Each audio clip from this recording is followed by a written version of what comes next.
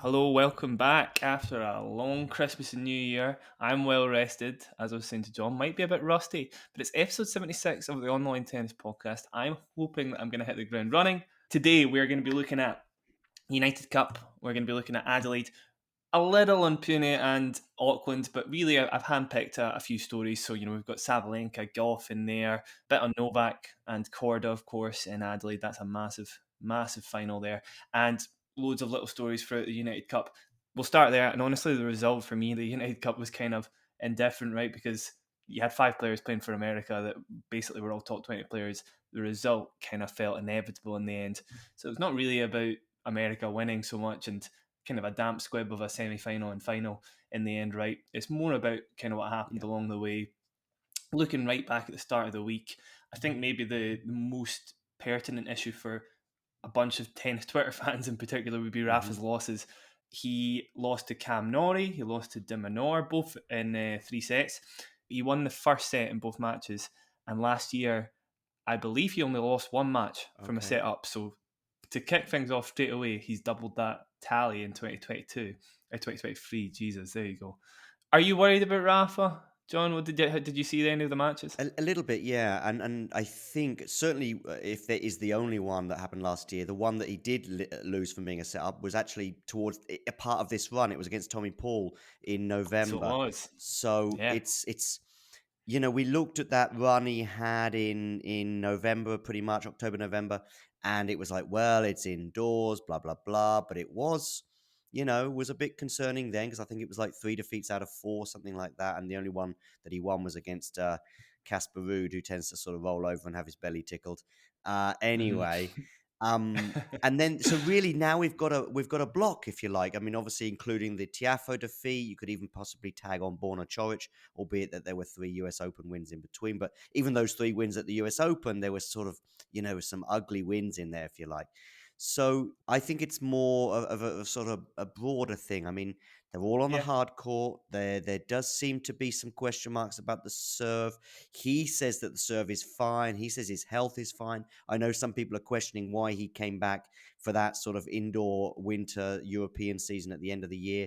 But I felt at the time, I thought if there's any doubt about his body and his health, he won't play Paris Bercy. He won't play Yeah. but he must have felt good enough. I agree. Actually, I think you made a very good point. It's been a while since we've seen him in full form. I think that's the main problem. Like you look at the US Open, and that wasn't great in the fourth round run there, and then everything indoors basically. I suppose you half expect him to play badly, obviously, anyway. But yeah, we never really saw him hit, obviously, with the ab injury and stuff. I think he's just been getting niggles, and it is actually causing him some issues. So I wouldn't be surprised to see him pull out of Australia. He won't play if he's not up for it. That's how Rafa works, you know. If he's playing Australia, I expect him to be fit enough to win matches. That's what I'm Yeah. saying. So if he plays, no concern. But we'll see a little bit of a question mark over his head. Somebody else returned to the tour, having not played for quite a while. Alexander Mm. Zverev. I don't know if that even went under your radar. Obviously, he ended up losing to Lehechka, won 6 games in that match, and he lost to Fritz as Mm. well, and won 5 games in that match. A pretty sluggish comeback.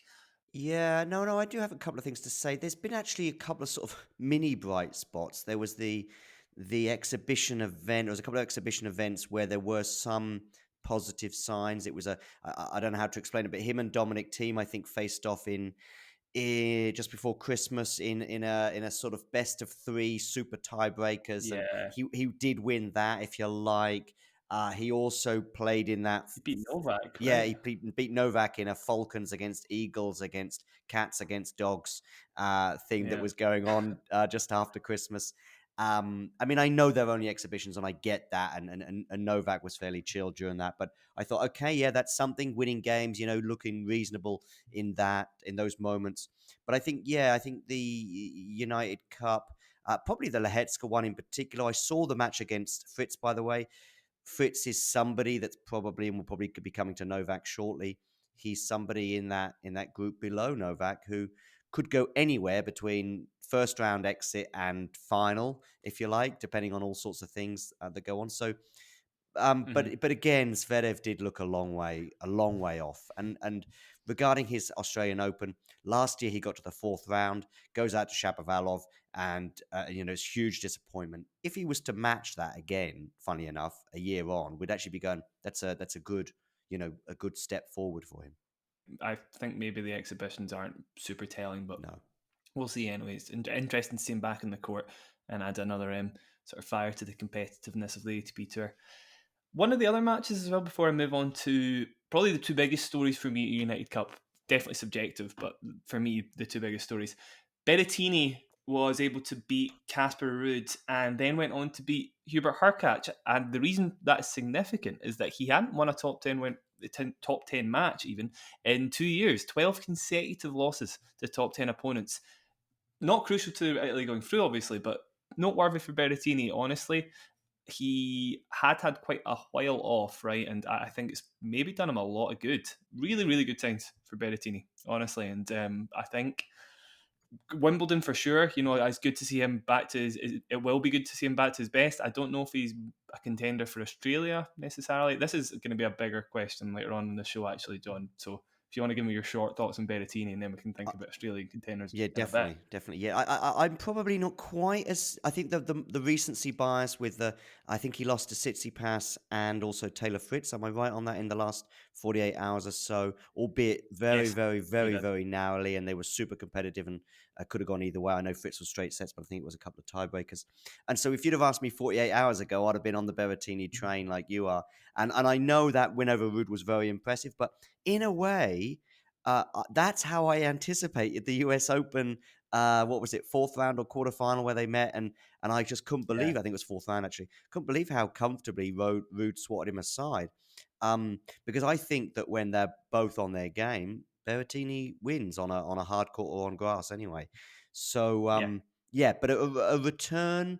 But still, he did lose out on a couple of these narrow ones. But again, I probably would put him below Tsitsipas and Fritz in terms of Australian yeah, Open favourites, if you like. But yeah, well, I don't know for what you sure. think on that. For sure. I'll flesh that out in a bit, actually. Okay. Well, in fact, we can talk about Tsitsipas a little bit. That was the Yeah. next big story of the United Cup for me. The reason it's a big deal is Tsitsipas has had a lot of questions over his head on a hard court Mm-hmm. against players with a backhand that, cross court is unfavourable for him. So you're talking Borna Coric, Novak Djokovic, even Taylor Fritz would be a difficult matchup nowadays with that backhand. Mm-hmm. Somebody that can pin him into that sort of cross court dynamic and beat him all day long. So Coric has won 3 matches on the bounce. And of course, there had been a few matches where, particularly the one at the US Open, that probably left a little bit of mental scarring. So Okay. I Yeah. think Tsitsipas was up 5-1 at the US Open, Mm-hmm. 40-15, went on to lose 6 match points, went on to lose in 5 sets. Mm-hmm. It was quite a Mm-hmm. brutal loss. And then you had the Cincinnati one, of course, that Mm-hmm. was the final, and he barely was able to swat a fly there, really. I Mm-hmm. mean, it was a tie break and then 6-2. He kind of went down fairly tamely. Mm-hmm. This was a huge win for Tsitsipas. Seriously huge win, because there was the second set and Tsitsipas had a match point, a second match point as well, actually. So he had 2 match points. Coric goes on to save them and wins the tiebreak. And we're thinking, of course, this is going to be exactly the same as the US Open all over again. It's going to be a 4th consecutive win for Coric. Goes up 4-1 and Tsitsipas claws it back, gets it to 5-all, and he wins 7-5 in the third. He was obviously ecstatic, and he basically said it. He basically said, Coric is about as good as it's going to get for him in terms of a matchup, or as difficult as it's going to Mm-hmm. get in terms of a matchup. So for him to win, it felt massive. I'm going to do a very quick analysis because, Do it. as I sort of alluded to in an email, I'll say very quickly, I'm doing more analyses on the podcast rather than blog form. Way easier for me to do just to spell this out. So I'll say very quickly, the biggest difference for me, it's not just Borna's ability to lock Steph into the backhand cross court. It's his ability to change direction offensively. There's very few players that do that. Even Novak's not as good as Coric at that, honestly. Coric's forehand isn't as good, his serve isn't as good. There's loads of reasons why he's not as good as Novak Djokovic, but his backhand is absolute money. And there was so many times where he had Tsitsipas wrong-footed. He'd go into the forehand, and Steph kind of had to basically find a way out of that dynamic. And it was, of course, it had to be the backhand down the line. There was no other way out of it. And Tsitsipas was pulling it off. He doesn't pull it off that often. Loads of people knock Tsitsipas for the backhand. They always say, one-handed backhand on a hard court is always going to be vulnerable, but he made it look like he could get out of that dynamic against Coric, and it was huge. Tsitsipas is huge for me going into the Australian Open. Listen, he's unbeaten at the United Cup, or he won all his matches at the United Cup. There's no draws in tennis, Jack. I don't know if you're aware of that. Yeah, and he come up against some big opponents such as Berrettini and Coric, for example. And he's also the mental strength that would have taken to having won the first set 6-love against Coric, but then to lose the second set in the tiebreak, having had the match points, then the momentum swing that we just touched upon. I think it bodes well. Funny enough, you mentioned in the backhand. I still think it's the return that is maybe the biggest thing, because the backhand has good days. I know they may have been few and far between in 2022, but in 2021 there were good backhand days. I remember his backhand against Nadal in Australia was very good, and he even won it with a backhand down the line winner that day. And the other reason I want to touch on both the backhand and the return is because there was one of these sort of these 2-minute clips that one of the TV broadcasters organized, where they would have various players at United Cup, and they would have them writing answers down on a board, and basically the question was to Tsitsipas, what could you take from your colleague? And it was Maria Sakkari who was sat alongside him. What would you take from her if you possibly could? She had to guess as well, and she guesses that Tsitsipas wants my backhand, so she writes down backhand. Yeah. But the answer he actually wrote down was return. Now, they had a bit of a giggle about it, because apparently there'd been a match a day or so before when he'd gone, wow, what a return, in one of their doubles matches. But I also thought that probably was also the truth, that maybe, and Sakkari has got an excellent backhand, by the way, but I just think that it's the return doesn't really have any great days. Maybe it has days when we don't notice it so much. But so I still think that that's the issue. But Tsitsipas, I agree. I'm fine with having an argument about him being second favourite, if you like. But there's a couple of problems. One is, you mentioned the outdoor hard court record, although actually Australia perhaps is where it's okay. He's got to a couple of semis there, I believe, in the last 2 years. And also a lot of the opponents, there's question marks, whether it be Rafa, whether it be Medvedev, and of course I'm sure we'll be touching on him at some point as well when we start talking about Australia. So, and one more thing. He gave an interview about 2 months ago to a Greek journalist that I spoke to a few weeks ago. And just one thing that she said that she remembered from that interview was, he said, I want to be world number one in 2023. So we'll see. Love it. Big aspirations. Honestly, he's still got loads of improvement to make, but it seems like the off-season's been kind to him, because he did what he had to do, and honestly the return wasn't awful in that Coric match. Coric can serve really well, didn't quite serve as well as the sort of crazy, I don't know what happened in Cincinnati, but he was serving 130 mile an hour bombs. We haven't seen it since. Anyway though, he was still serving fairly well, and Tsitsipas was putting most of them into play. Could be a really good year for him. He's probably the most promising for me in terms of an improvement. I feel like we've seen something new at the United Cup, so it's very exciting, John. Contrastingly, the next story, the biggest story for me at the United Cup, is Iga Swiatek is mortal. We saw her lose to Jessica Pegula, 6-2, 6-2. I mean, we knew Swiatek had weaknesses in her game, but they were never a problem. Generally, in most matchups, they don't tend to be a problem. Swiatek's first serve one percentage, I should say, was 38% against Jessica Pegula. Now, that's the lowest percentage ever on a hard court for her over all levels. So even when she was playing ITF tournaments and stuff, the lowest ever she had was against Halep. I'm sure you might remember that, the French Open, 2019. She lost 6-love, 6-1. This wasn't quite as emphatic as that, but in terms of service numbers, it practically was. Obviously she's a better returner than she was 3 years ago, but serving wise, I mean, first serve on return from Pegula 44%, Swiatek 9%. So no free points, really. Absolutely no free points in the first serve. That's always been a problem. We knew that.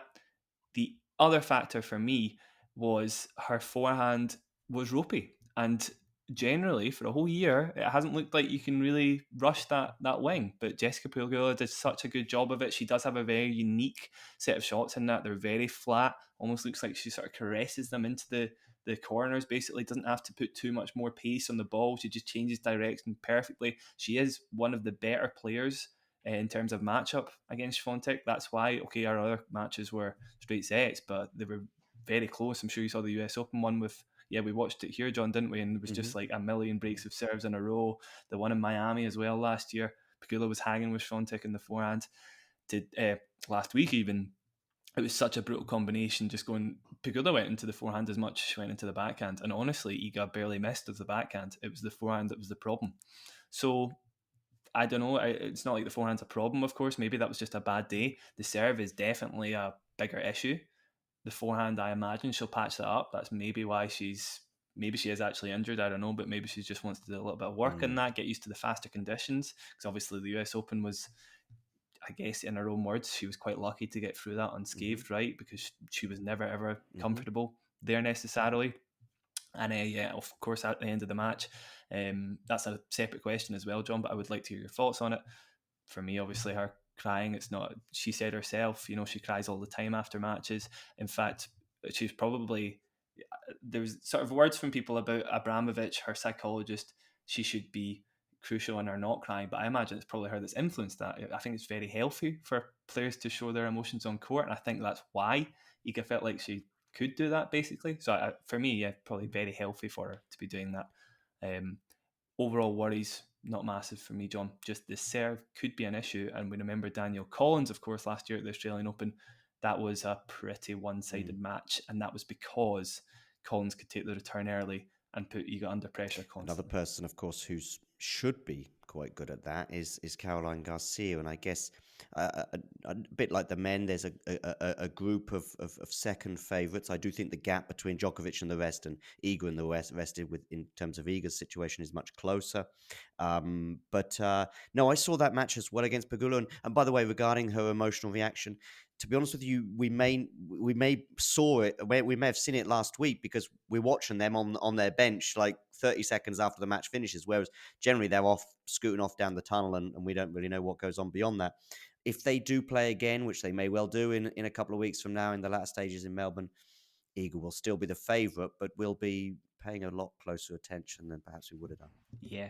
I think the most telling thing for me, you said there, John, is the gap between Novak and the rest of the field is definitely bigger than Iga and the rest of the field for sure. It's not a given that Iga even gets to the latter stages here. She is vulnerable, definitely, to somebody who can hit the ball early and hard. Daniel Collins being one of them. Sabalenka. The other thing with Sabalenka for me, and I hope I'm not, skating away from topics if you've got a roster, so to speak. But the thing with Sabalenka is that she has got in my opinion, a pretty good record against, and I'm talking about just the last few months. They've played twice, and in New York perhaps should have won, and in the end of year finals in Fort Worth did win. So yeah, I actually just made a note of who is Iga's biggest threat, and could be Pegula, could be Sabalenka, could be Garcia. I guess those are the three. They feel like the three for me, definitely. Yeah, just a few problems with Gauff's game instead of in terms of offensiveness that kind of leave her a bit exposed against Swiatek. Not the greatest matchup.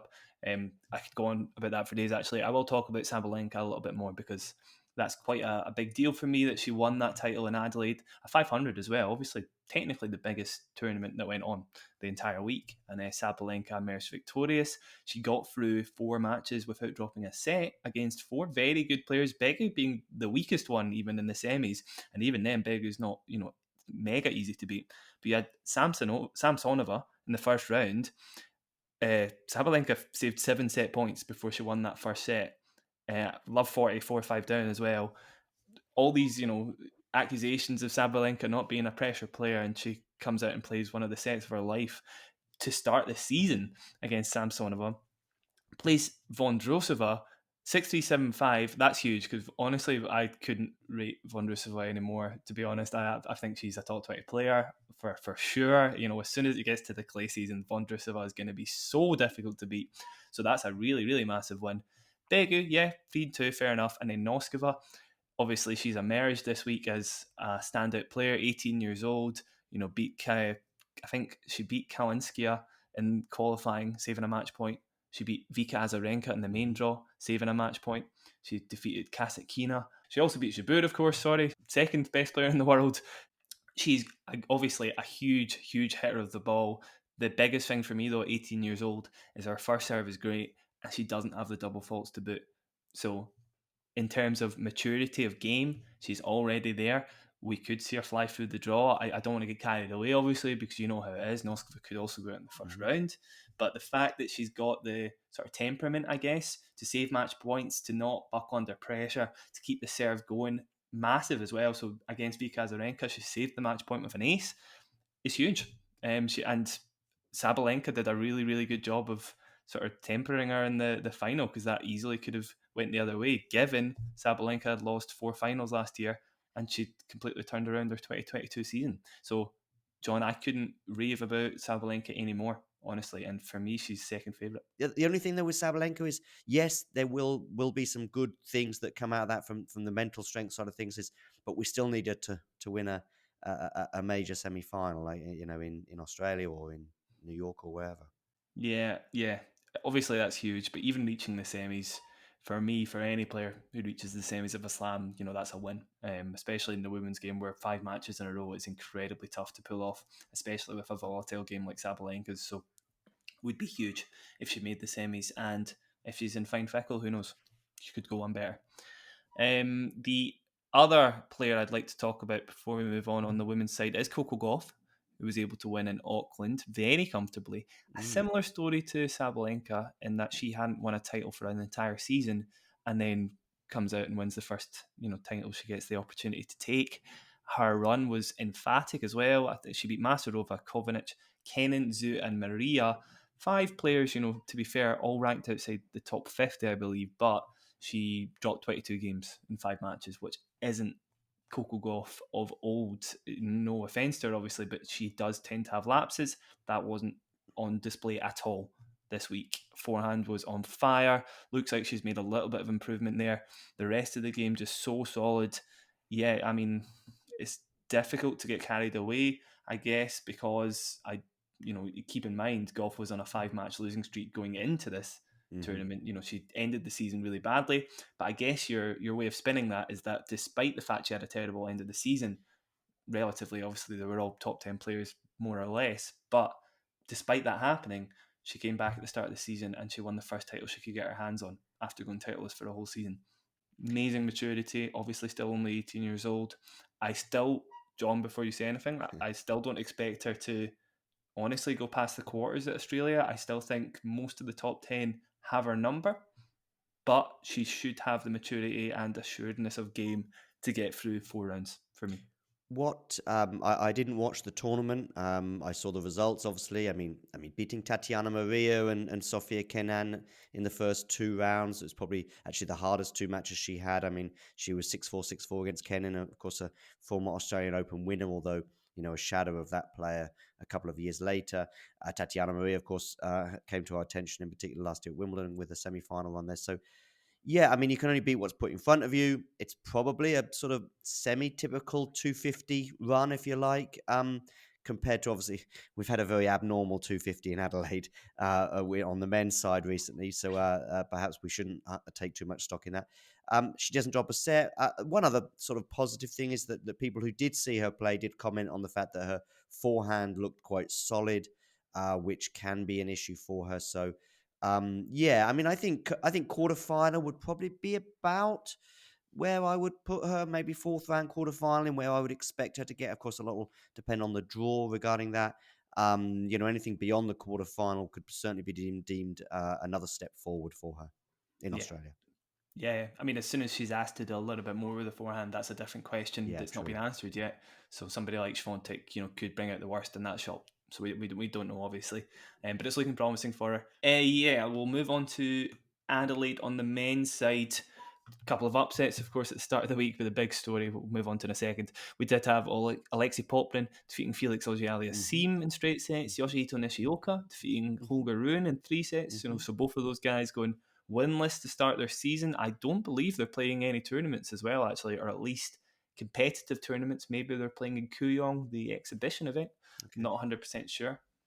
Rune, of course, has been. I don't think I've seen him play since Paris-Bercy, or am I wrong on that? I don't remember him playing No, I think you're right. since I think you're right. Paris-Bercy. He may have popped up at one or two exhibitions, but not a competitive match. So that was his first match, and he won the first set against Nishioka. But by the way, Nishioka had a very good week. So He is a great. He's one of those players that can unstick people, and okay, he has a lot of upset ability about him. To okay, be fair, Nishioka, just a very weird lefty, hooky sort of game. Like you can sort of hook people into that forehand to backhand cross court dynamic like Nadal, just without the lethal sort of power behind it. But still, if you can lock people in that, you got to have a backhand of steel.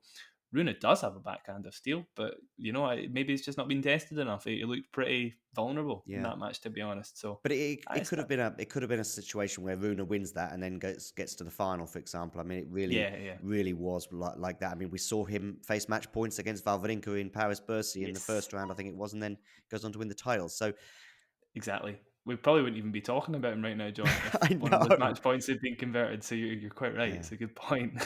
yeah, right. So yeah, not really alarm bells. So you're right. He's definitely still a Felix, dark though, horse. is that an alarm bell of some sort, losing to Popkin? Yeah, yeah. I don't know. He kind of dropped the ball a little bit since the ATP finals. That was a little bit of a damp Hmm. squib for him, and Hmm. did he play actually Davis Cup? Of course, that was quite a good way to rally. I forgot about that. John Mm. did win the Davis Cup Mm. for his country, pretty much single-handedly won all his matches Hmm. and won his doubles. So there is that, I suppose. Yeah. It's just the one match, but yeah, it's not the best way to start. I would say a little bit of an alarm bell. He's a bit of a momentum player, right? It seems like when he Yeah. starts losing, he loses quite a bit, and then contrastingly wins 3 titles in a row, obviously. So If you said to yeah, me here's a question for you. If I said to you in 2.5 weeks from now, 3.5 weeks, I don't know what, 3 weeks probably dead on 3 weeks from now, Holger Rune or Felix are in the final of that Australian Open singles. Which one of those two would you take to get to? yeah, I'd take Holger. Yeah, I think I would right now as well. Yeah, Yeah. And I think that's probably maybe that's a good way of telling, John. I think we're more confident in Rune's chances than slightly. Yeah, Felix's. yeah. Yeah, I agree. Big story though, and we didn't learn much new about Novak in this match, to be honest, or in this tournament, because there's two matches I'd like to talk about. He did go on to win the tournament. That's now 5 of the last 6 tournaments that he's played that he's won. Hmm. So I mean, you've got Wimbledon in that run, you've got ATP finals in that run, of course Astana and Tel Aviv as And the well. only Two one he smaller didn't win tournaments. was there, if you like. It was against Rune. I mean, that could have gone Was either yeah, way. He won the first set fairly easily, and yeah, had exactly. break points as well at the end of the match. Yeah, and I mean, exactly. He easily could have won that as well. And him beating Medvedev in the semi-finals, emphatically, in fairness, I Hmm. didn't call, but him beating Medvedev, I definitely was expecting, because it's faster courts. Honestly, that matchup is looking more and more favourable for Djokovic. When the courts are a bit faster, Okay. it really becomes a problem when Medvedev can, just rally for days. Basically, the courts are so slow that Djokovic can't do much from the back of the court.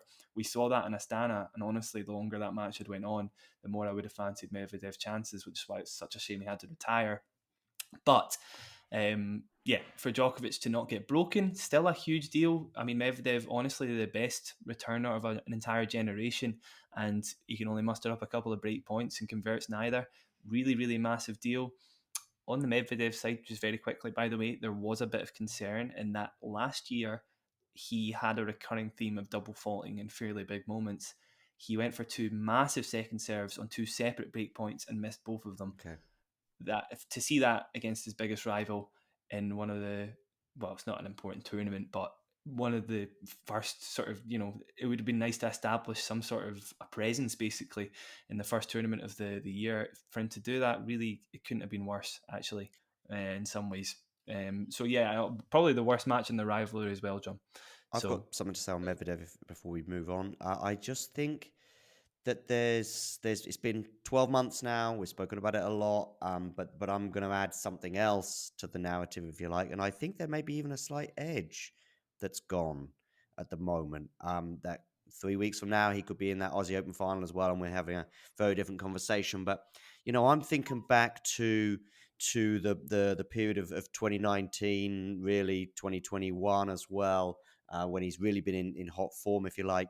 Even 2021 getting to the Aussie Open final, that run, I remember him losing it with his coach in a big way and in a tight 5-setter that he actually won.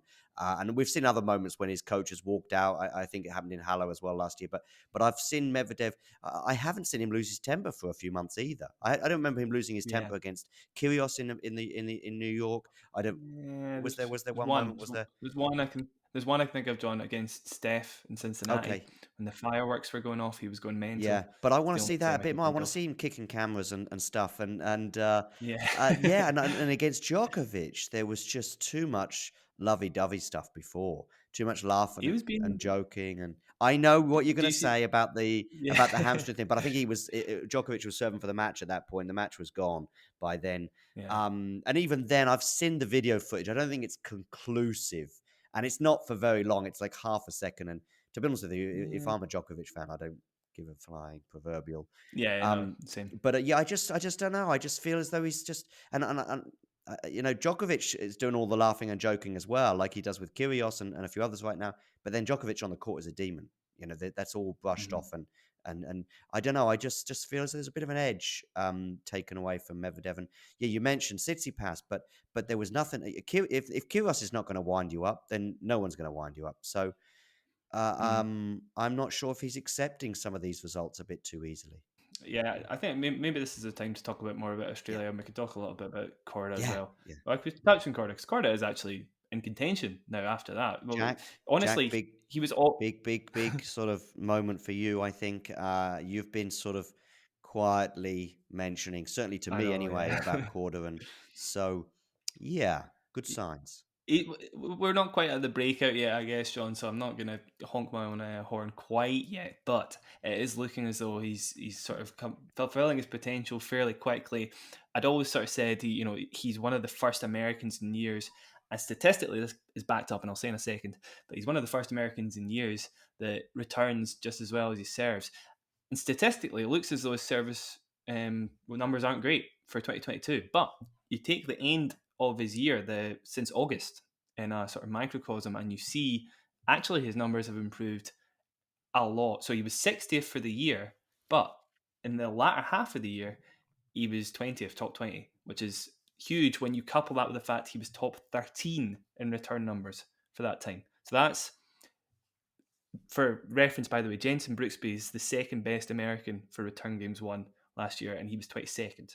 So Korda's miles ahead of the rest of the pack in return games won. That's why he was able to break Novak's serve twice, I believe, and everybody else for the rest of the week, I'm pretty sure, managed to do it twice Mm. collectively. So, okay, yeah, it doesn't give you many chances against somebody like Novak, but it gives you a chance, and that's huge because, quite frankly, if Medvedev's not breaking Djokovic's serve, if somebody like Korda can rock up and get two breaks of serve in a whole match, that's a big deal Yeah. for me. There was the match point as well, Mm-hmm. obviously. Djokovic was very close to losing. Korda's definitely there, and it's because of the fact he's an atypical American player. For me, if we're going bigger picture now. You've got Korda, you've got Coric. Those sort of players as third round opponents for players could be a massive pain. Those are probably the two biggest third rounds for me. Whoever gets paired with them is going to have an absolute nightmare. In terms of who can beat Novak, probably is the biggest question, right?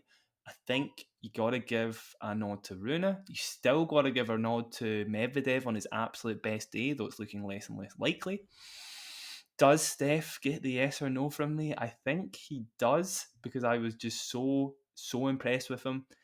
If he's playing his absolute best, he can beat Novak. It's the He head to head absolutely though. I think can. it's concerning. It's shocking, Um, obviously, yes, John. But so yeah, if he's playing his best, he can beat him. I'm but I certain think of he that needs Novak to have because an off day as well. That's kind of what we're a little bit yeah. of an off day, I think. Yeah, a little bit of an off day. But I could see him sneaking it in 5 sets if he's playing his absolute best. But, John, that would be the biggest win of Tsitsipas's Definitely, career especially in if Melbourne. he could manage that, obviously. Yeah. In terms of the others, Rude, not feeling confident. Felix, not feeling massively confident, to be honest. I think Novak plays a better version of Felix's game for sure. I thought maybe Felix might come onto your list in terms of somebody who might trouble mm, Novak. I mean, I know it was an exhibition at the Laver Cup where Felix won yeah, recently, um, but still, I just feel like in Melbourne, yeah, and he's not got do you know, he had such a good Australia last year as well, got though, to the so close to quarterfinals. knocking Yeah, out Medvedev. yeah. Yeah, I still think no for me. He's not on my list. Hey. maybe Fritz also has to come into this conversation too regarding troubling Yes. Novak, perhaps. I think he does, actually. Yeah, I'd forgotten about Fritz. Backhand was massive. That ATP finals match, we talked about a good loss. Do you know, a more experienced Taylor Fritz takes a lot of those points, you know, when the crowd shouted out and stuff and really should have been breaking there and stuff. Yeah, I think as well, Australia is really telling, of course, John, when he lost in 5 sets, when Djokovic was clutching an injury of some sort. That's huge, I think, because a more experienced Taylor Fritz wins that as well. Whether or not he's ready, though, you know, he also had the match at Wimbledon against Nadal, maybe saying that he still isn't ready to win matches like that where the other player's hampered. Can he just sort of, you know, play an isolated game? I don't know. Yeah, Taylor Fritz is a maybe. The fact he's a maybe is still massive, though, Yeah. for me. And then, John, I probably don't count anybody else in, including Rafa. Yeah, it's tricky. It's tricky. Listen, we may reevaluate that after a couple of matches with Rafa. If he wins, then comfortably. I know he ended up losing the final very, very badly to Djokovic in 2019, but in 2019 and to some extent 2022. But I've actually got more of a thought about 2019. It was actually after his first couple of rounds there, we were like, my goodness, the Rafa's playing really well, and then he swatted Tsitsipas aside in the semi. And going into that final, most pundits were like 50-50 with Rafa and Novak. Now, it turned out to be very, very different. I know Gil Gross, for example, I think he even predicted a Rafa win going into that final. So things can change with Rafa. I don't think things will change with any of those other players we mentioned. Taylor Fritz could play really well, and we still wouldn't be sure, and we'd still be thinking, yeah, but wait till he plays Novak or whatever. And I think Rafa against Novak, again, Novak's hot favourite. But let's say Novak goes out and Rafa wins his first couple of rounds or gets to the second week quite. I mean, these are all ifs, buts, and maybes. But suddenly, say Novak goes out, and right now we're saying he's not in that second group, if you like, with Taylor Fritz and all the rest right now. But if Rafa plays well in the first couple of rounds and suddenly Novak goes out as a surprise, say Novak goes out to Korda in the third round, I mean, like I say, then you'd be like possibly propelling Rafa as favourite again, you know? So all sorts of ifs, buts, and maybes, I Yeah, know. course, exactly. I suppose with the question who can beat Novak, if Right. that's the only question, then yeah, for No. me, Rafa's not there. But in terms of favourite for this Australia, yeah, you can never count him out. Of course, defending champion for a reason, obviously, because without Novak there, you know, he beats most of the field hands down on his day. So yeah, in terms of the women, I think you summed it up really well. If you're looking at players that can beat Iga, for me, probably Sabalenka, Garcia, and Pegula, yeah. And then for dark horses, maybe even players that could beat Swiatek, I would go Qinwen Zheng and Ludmila Samsonova. Okay, what about That's Daniel Collins as a Daniel dark Collins, horse? yeah, absolutely. Yeah, then the lines get blurred because I don't expect Daniel Collins to have the fitness to get through the draw, Quite but possibly, yeah. she definitely could beat Iga, Yeah. of course, because she beat her last year. But yeah, for other players that have a chance, Zheng is massive for me, just in terms of having a huge serve that helps against Iga a lot, and then Samsonova as well. Exactly the same reason, her serve's just so varied. She showed that in Stuttgart last year against Iga. I can't. I always go on about Samsonova. Yeah, I feel very confident about her chances as well. Yeah, I think that's all my thoughts basically summed up there. John, have you got any other thoughts before we close No, I up? think we've ticked off pretty much everything on the list. Oh well, I just want to just come back to Alcaraz. I don't think we did mention it too much. I know we did touch Yeah, upon no, it, we but didn't. yeah, his absence. I did say about a month ago that if that you know, despite barely playing in recent weeks, because of course he got injured against Rune in Paris, Bercy. But I still felt that Alcaraz was the person who could pose the biggest threat to Novak. So his absence probably propels Novak's favourite status even more. It's a real Yeah, shame for him. Mature decision, I probably once again for him to not play. But it's a leg injury as well, so very different to the I think hip or abdomen injury he had in yeah. Paris Bercy. Yeah, he'll be gone, and we might. I don't know when we'll see him. I don't know how serious the injury is, so we might not see him till the clay court season. I really don't know. You know, he's literally the most equipped for me player ever in terms of just like has all the bases covered in terms of injury prevention, etc., etc. So yeah, I'm very confident about him coming back sooner rather than later. Yeah, that's it really for me then. Likewise, John. Yeah, thank you very much for joining me. Great first episode back. I eventually got the cobwebs dusted off. I think I got running eventually. Thank you very much for joining me. Everybody listening, like and subscribe on YouTube, please. It would be a big help. Go check out the website. I've changed the website name. I think it's onlinetennis.substack.com. In fact, it is. Yes, I've got it back in my head now. John, yeah, check out John's channel, Talking Tennis. I'll be there a little bit during Australia as well. Give him a like and subscribe on YouTube. John, thanks very much for joining me. Thanks for having me on again, Jack. And we'll catch everybody next time. Cheers.